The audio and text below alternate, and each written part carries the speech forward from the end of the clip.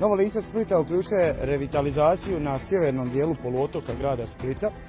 i između ostalih i Kopilicu i škver, ali naravno ono što je najbitnije, novi ulaz u grad Split putem mosta Svetog Duje koji se u budućnosti treba izgraditi. Svi znamo da na području škvera, nažalost, koncesija se ne isplaćuje redovito i možete vidjeti ove dizalice ovdje, one se praktički već godinama ne okreću i nisu u uporabi. To je jasna poruka da grad Split treba dobiti barem 200.000 metara kvadratnih na upravljanje, prostor koji je jako bitan gradu Splitu za poslovno i stambeno, za vezove, za šetnice i za sve ono što je potrebno gradu Splitu u ovome trenutku,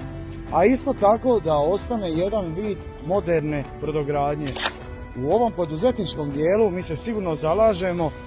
za centar umjetne inteligencije i to smo već bili spomenuli, jer Europska komisija se itekako zalaže da svaka zemlja ima centar na svome području svoje države članice, a idealna prilika je škver i grad Split.